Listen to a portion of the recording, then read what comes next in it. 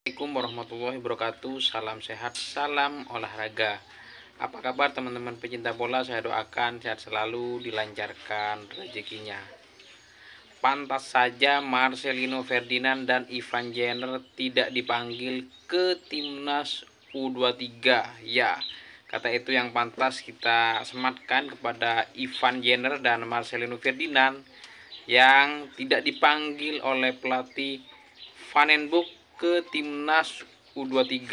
Seperti kita ketahui, timnas U23 asuhan Gerald Van den Boeck baru saja mengumumkan 30 pemain yang dipanggil untuk mengikuti TC timnas U23 jelang persiapan Piala AFF U23 tahun 2025 yang akan berlangsung di Indonesia tanggal 15 sampai 29 Juli mendatang.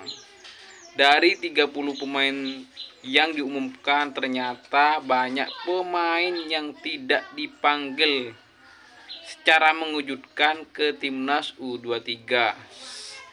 Di antaranya adalah yang saya sebutkan tadi, ada Ivan Jenner, Marcelino Ferdinand, kemudian ada Rafael Struijk, Justin Hapner, yang secara usia mereka masih pantas bermain di timnas U23. Tapi mereka tidak dipanggil ke timnas U23 oleh pelatih Gerald Van den Boeck. Ternyata ini alasannya mereka tidak dipanggil.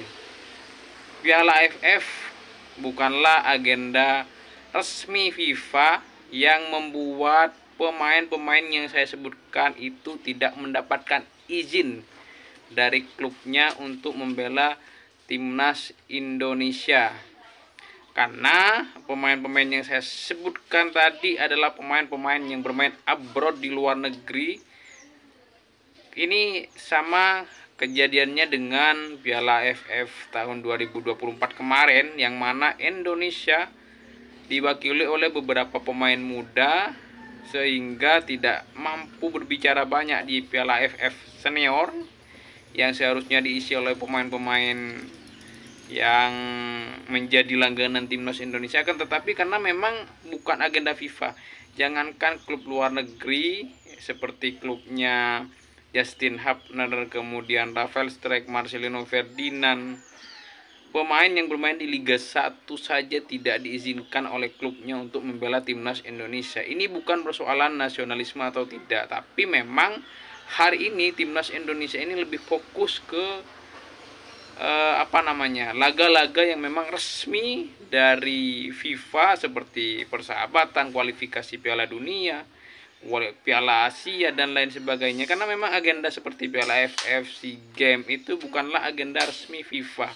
Sehingga memang klub mempunyai hak untuk tidak merekomendasikan pemain-pemain untuk membela timnas Indonesia.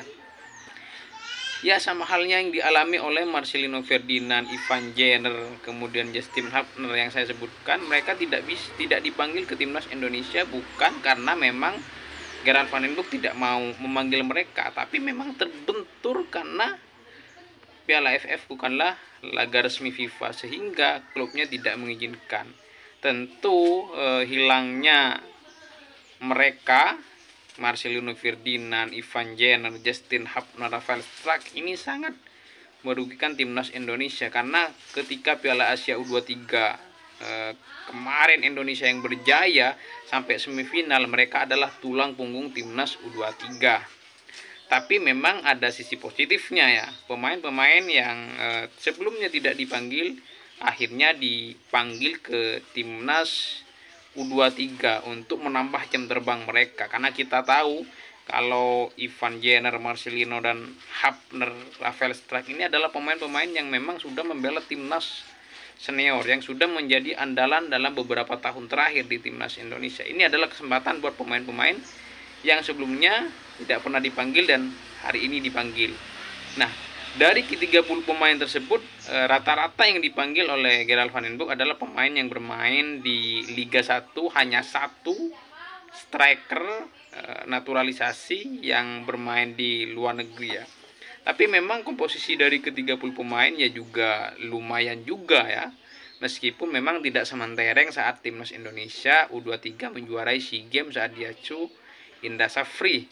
Secara komposisi pemain ada dari kiper kita ada Cahyo Supriyadi, kemudian di posisi back masih ada KD Arel, ada Muhammad Ferrari, sisa timnas U23 yang sampai semifinal di Piala Asia U23 kemarin ada Ahmad Maulana, kemudian ada beberapa pemain yang juga cukup top juga di klubnya. Kemudian di sisi gelandang tidak adanya Marcelino Ferdinand, ada Tony Firmansyah, pemain Persebaya. Kita tahu Marcelino adalah mantan pemain Persibaya, melejit bersama Persebaya, digantikan perannya oleh Tony Firmansyah. Ada Arhan Fikri, kemudian ada Robi Darwis di lini tengah ya.